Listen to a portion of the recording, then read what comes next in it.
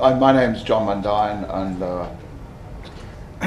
and I'm really work as a curator, as they say, and sometime artist.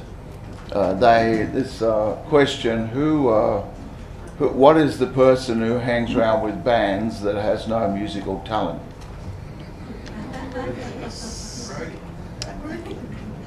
Oh no. No, a drummer. So what's the person who hangs around with artists who doesn't have any artistic talent? A curator. Okay. So I am a curator because I care about things. I just wanted to make a preliminary comment about at the end of the last thing. I was sitting at the back and I didn't get, it was a bit of a struggle to get to the microphone. I just think in the business, I was going to tell you a story. I took a group of artists to what's called the South Pacific Arts Festival in Tahiti, Papeete, some years ago, and we were all invited to lunch at the mayor of Papeete, which is the capital of Tahiti, and it was a really good lunch, and the mayor then gave a long speech to welcome us to the thing, and he talked for quite a while, and we all, we were trying to get a drink, but he talked for quite a while, and then, but then the end of it, he looked around and he went, oh, of course, you don't speak French. So that's, which is a sort of a comment on turning up in somebody else's country and talking in a foreign language. So I think it's a form of bad manners to overdo that. I think if I go to places, I assert myself or I introduce myself, and that's all you need to do. I think otherwise it starts to get into the French, the mayor of Papeete. The other thing, Daniel, can I say this now? Yeah.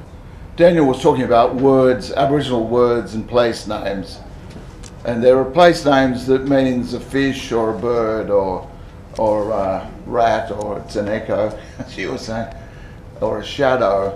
And what they really mean is, when people ask Aboriginal people, or did in the past, it's lost in the history of things.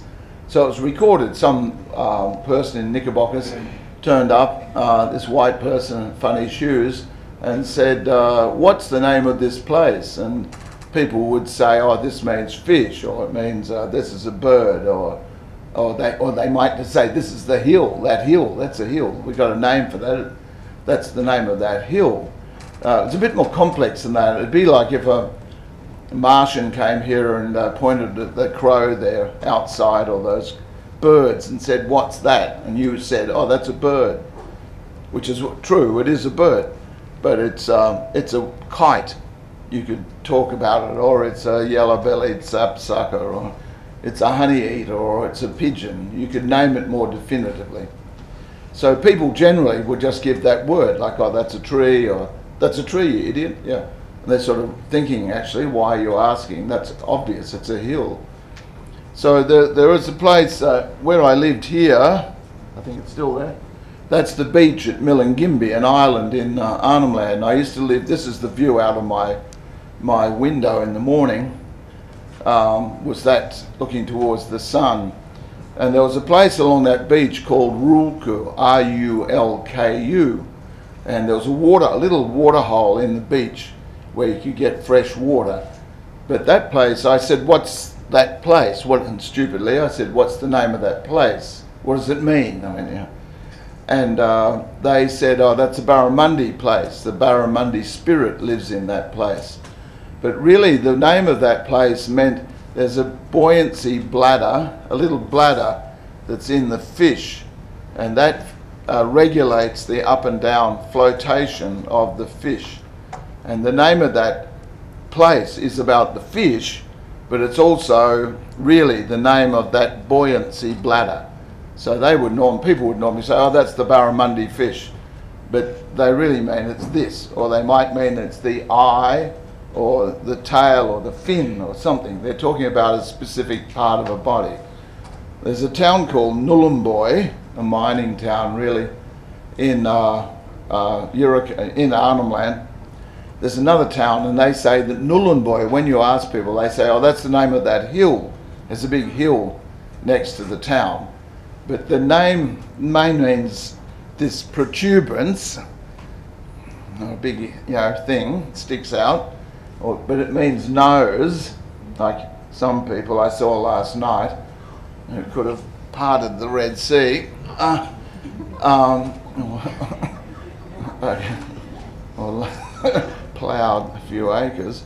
But it means a nose, it means something sticking out.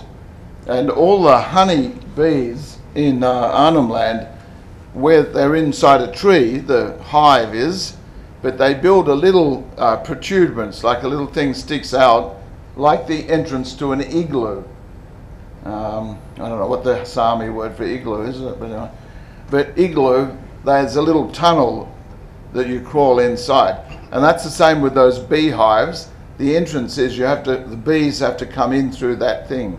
And that's a defensive mechanism, so they can kill anything that comes in quickly. So that's the name, that Newland means that too.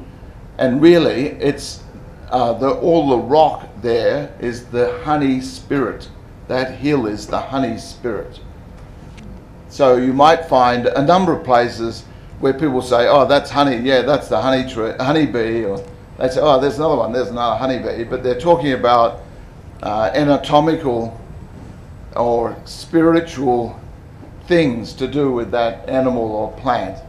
And it might be the smell or the taste, something like that, or just the touch of it, so that this is rough. Some sharks are rough skin, and some sharks are got smoother skin. I think it's the oil of your land, I think, but anyway. Sorry, you had to be an Australian to get that one. Anyway, so I'm going to give a talk about curating, or my practice, so to speak, because you never get perfect. So maybe this one, that's it, yeah? Is this the one? Yes, yeah. Yeah, so large family. I have 7 brothers and 3 sisters, not my own, my father's family, I mean. And my father also had about 7 or 8 brothers, and they all died from asbestosis. And in the case that took place, it was just plain and simple that they were murdered, so to speak, by neglect of the company. The company then declared itself bankrupt, as James Hardy Asbestos is the name of the company, and they shifted offshore. They now operate out of Holland. Who was here from Holland? So, there was someone who was here from Holland yesterday. Anyway, I'm not going to blame them, but they've shifted to Holland, and those people have never really paid a cent to my family, or my father's family. And it's not only they worked in the mine. My father was the only brother in that family that didn't work in that mine, and he lived to 86, whereas everyone else died very young, and they died in pain, and real pain. They were breathing blood, and so on. So everyone is touched by mining in some terrible way, and it's something that we fight to stop. That's all, in various ways. Now I'll just go on with this. Every Aboriginal story. Oh no, I was going to. Yeah.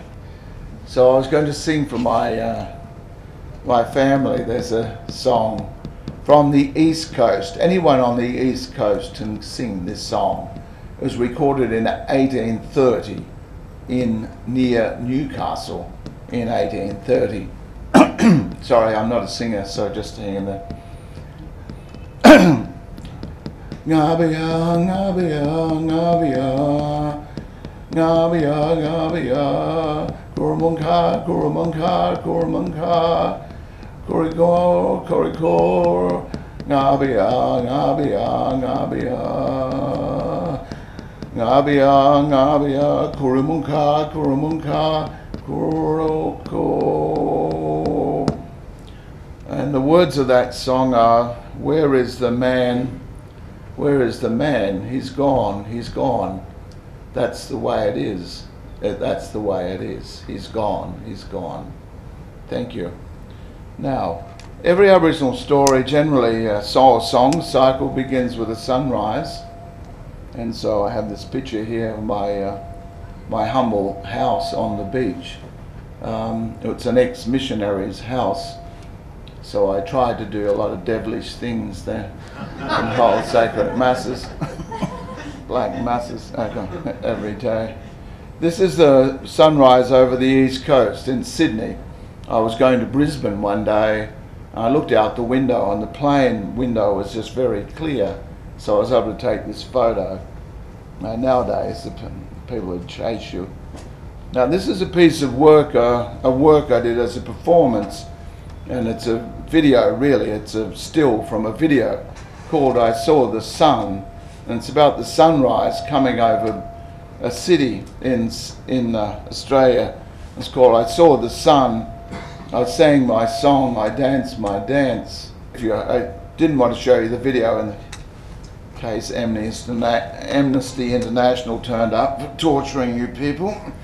But they, when the film pans back, the camera pans back, and you can see all the skyscrapers, etc. behind. And this is a little beach, and it was called an exhibition called Presence, about there's an Aboriginal presence that remains in every city. And we did this really early in the morning. When the sun, before the sun comes up, there's light in the sky, it all lights up. But and you have no shadow, you have no shadow. And when you see the sun come over the horizon, if you watch, you can see the shadow, your shadow will appear in front of you. And you do that as a performance, or as a ritual, to prove that you're alive. It's only living things really cast shadows. You know, ghosts don't cast shadows. Or Buffy the Vampire Slayer doesn't either, that kind of thing, you know. But the dead things don't cast shadows. So it's to prove that you're alive. So please, see if we'll play. Got the right thing. Yeah, so this is in 1988, when that came to be. Australians have long conversations with them about this is what we're doing, this is what this is about, for them to think. And in the Northern Territory, where these people live a very traditional living society, they speak their own languages, they don't speak English. English is like a fourth language. They would speak 10 languages, including English. And they live a very traditional hunting and gathering society. They live by their own religious practices, and enormous religious rituals would take place. There'd be thousands of people would come and take part in these rituals, and they'd gather once a year for these things to happen. There'd be lots of minor things too. So I was very lucky. I felt really incredibly lucky to be there and be part of this while having a job. I had a job that paid me to be there and was a really fulfilling job. You know, I felt I could talk to artists about their paintings. I could talk to artists about really esoteric things like that business of the language of naming landscape. And the landscape becomes a sort of encyclopedic mnemonic device to trigger memories and bring your scientific knowledge into the fore. Those kinds of things. So I'm losing my thing here, sorry. I was just going to say losing my religion. I'll get that out of my head. So it was a really interesting proposition. And eventually, though, the National Gallery heard about it, and there was a really key figure in Australian art who was the director, a man called James Mollison, who's still alive today, and he made decisions And if the government didn't like it, he would yell at them. He threw things at people, at ministers and whatever, in meetings, and just say, like, I don't, you know, this is what I want, and that's it. So he's very famous for buying jokes and want to harass you for money, basically. I was going to say, can you fund this? And he said, no, I really want to fund this. This is fantastic. I want a major Australian art piece for the bicentenary that has integrity, that has truth to it, and is visually stunning. And when you get close to this, it's very visually stunning, even though it's, the poles are of mixed aesthetic values, because if someone made one, I try to get every family to contribute, and some families, although we say every Indigenous person is an artist, some people are better than others, of course, and some are lesser than others. Not everyone can yoik like this guy. So it varies, but it still retains this wholeness about it, and it was very powerful. And in the opening speech, it was put up in the Biennale in Sydney, and those of you who don't know Australia very well, and then it was then shifted afterwards to Canberra, and it's installed. And part of the commitment was to a number of things, but one of the commitments is that it was permanently on display at the gallery. It has to be permanently on display, and it's always put right near the door. So when you come in as a stranger, you come into the National Gallery, you will see, yes, this is Aboriginal art. This is the beginning of this place, of the whole continent. This is where our art begins. And to get that out of a commitment like that doesn't happen every day. It was most probably just the personality of the person, or to threaten him or anything. He just agreed with that to do it. And so it's there in the front wall room. When you come in, it's just on the right as you come in the door of the National Gallery. And so that was, he was really enthusiastic. He said, we'll pay for the whole thing. And he gave me a check that before I'd left the building. Not the whole check, but just some taxi fare. But anyway, so it was really amazing though, and in his speech, when it was put up in the National Gallery later that year, after the Biennale, he said this piece is one of the greatest works of art ever to have been made in this country. In his mind, he said that. And the person who was the director of the Biennale said, the Sydney Biennale said, this work is the single most important piece in this Biennale because it talks to the bicentenary. It talks about the coming of the British. Go on, please. We better go. I've got 5 minutes. Okay. Well, Australia's full of... keep going.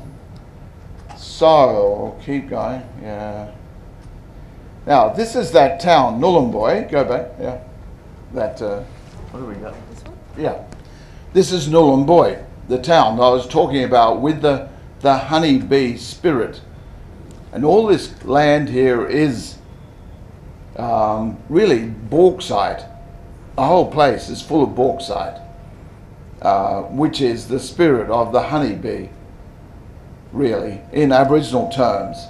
So this is a very famous place because it became the centre of a land dispute that changed the way we think about Aboriginal land. It was the beginning, in a way, of the Aboriginal land rights movement. And the people who were here, suddenly this Swiss mining company turned up and said, we want to dig up the whole of this place, the whole of it. They're going to drop the land about 30 metres. They were going to clear everything off the land for 30 metres. And the Aboriginal people had no say in that.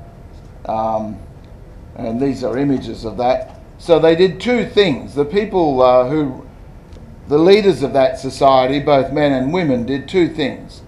One is they accelerated all the religious practices so that as many people as possible would take part in their own religious practice. They would experience it. because they knew once this mine came there, the whole world would change. So they forced this. They painted these two paintings, these large paintings that are as tall as these windows here, and they contain both the yin and the yang, or the dua and yiricha, the binary. There's a binary of yin and yang like that, called dua and yiricha. So they contain both those stories. And they painted them also to get them down so that future generations could see these things and they would know.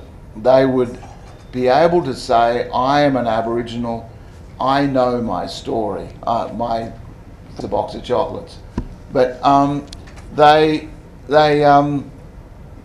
parliamentarians wept and, you know, became very angst-ridden and did all this and did nothing. Anyway, so they then petitioned them again, and a big protest movement started to support this.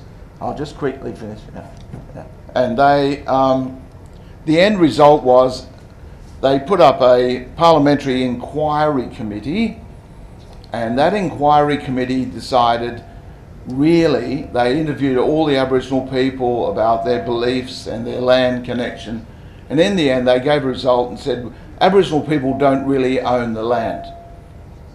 The land owns them. So this stupid semantic argument, which must have sounded very philosophically sound, or smart-ass, they said that, and the government then refused to accept that, and they had another committee, and that committee said yes, Aboriginal people do have rights to land, and in this state they then decreed that people could apply and make application to own their land, and that starts called the Northern Territory Land Rights Act in 1978. But they, it's sort of had a bitter taste. They already gave a bit of land to a giant uranium mine. They left that out of that, but the rest of it you can apply to own that land. Having the same issue at the moment with the translation of words on my country, particularly at the moment when our country is going through an economic transition period, which means that the mining company is wrapping up and the government is interested in investing in other economic pursuits. And our native title, which is not land rights, has ensured that we are included in this process as Aboriginal people. One of the most distressing things at the moment is that the translation for Maningrida means place of mosquitoes, and there are people in the community who are trying to translate it to island in the sun. You can see why place of mosquitoes may not be so sexy in a tourist campaign. So, you know, what you were saying, Daniel, is really important about language and, like, you know, are we ready for all of this? And, you know, like, it's deeply complex, and sometimes it's actually very simple and, you know, absolutely specific or not specific. Like, so I really just wanted to say thank you for that, because it really well, tied us. In that cosmos, and that was that place, and that is as spiritually as powerful or meaningful as other, you know, mosquitoes or giant eagles or kangaroos or whatever.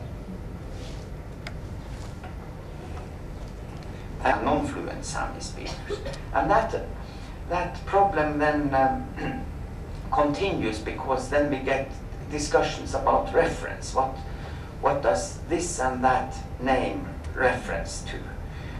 What is the true meaning of this and that place name? And we end up having a lot of steering wheel work to do during this cultural crash that we are sort of living through, because one part of that is to restore the language, to get 70% of the people fluent again, and that's a huge project. hopefully that is possible. And or whatever, they play music and songs. First thing is to learn a song. If you can learn a song, you get a sense also of the word, how it rolls out, forms in your mouth and comes out, and you have an idea of that. The other thing that's a really good practice within Australia, once upon a time, if we were here in Australia, we would have, at the dinner, we would have all lifted our glasses and said, "To the Queen," right? And everyone would have accepted that. But we now have a practice which is very widespread and getting bigger, is that people at every public event say, "I want to recognise the land, the people who own this land." And quite often they speak in an Aboriginal language. So the Prime Minister, please, I hate, but anyway, but the other day in Parliament, he got up and spoke in an Aboriginal language to open a speech. So it's becoming a practice that people can start to learn to say, we were saying please, thank you, or whatever, or I